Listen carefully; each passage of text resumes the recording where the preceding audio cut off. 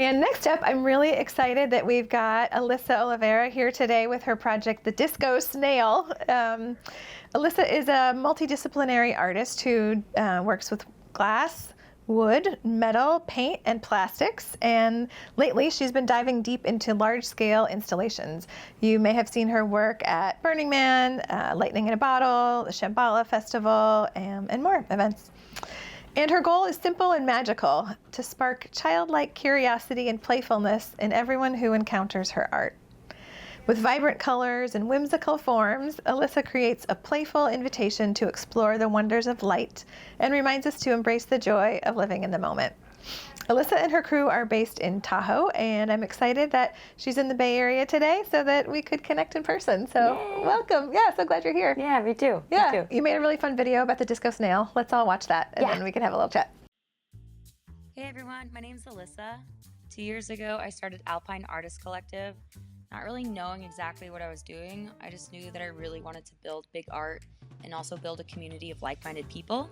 So in 2023, I built my first large-scale installation, Promise of the Decade.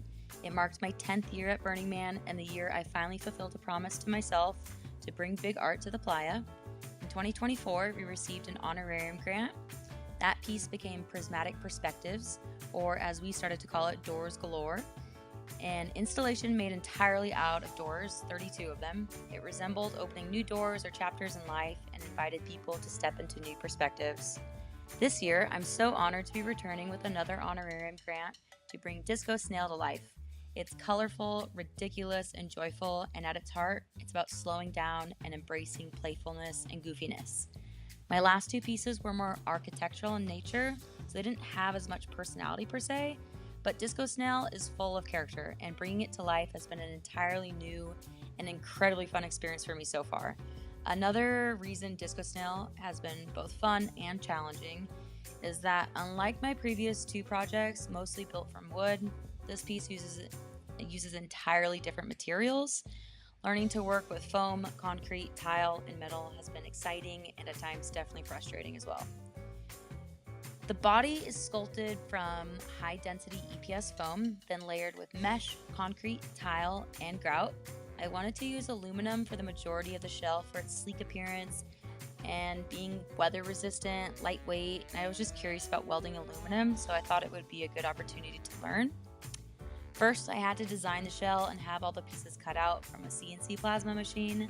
Then I welded all of the aluminum pieces together to create the overall shell design.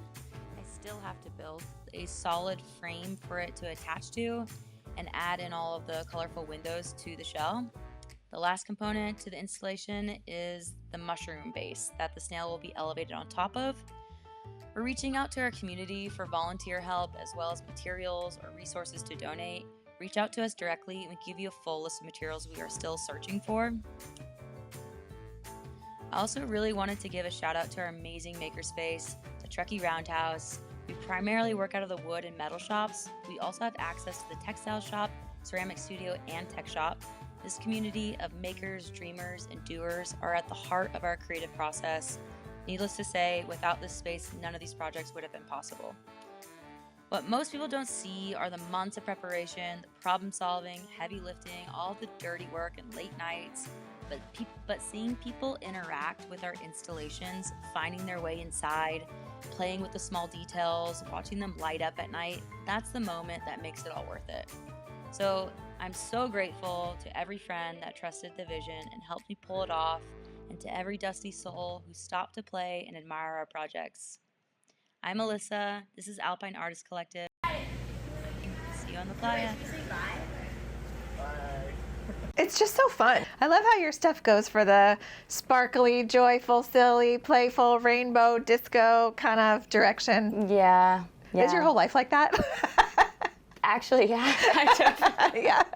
That's what I do for like real work also. Oh yeah? It's like a lot of that stuff, so a lot of glass work. So yeah, it's kind of took over my life in a good way though. And I'm interested to hear more about your collective, like from when you first brought Promise of a Decade and then Prismatic Perspectives. Like I had this impression that the Alpine artists are kind of like this group of friends. Like how did this group of people come together?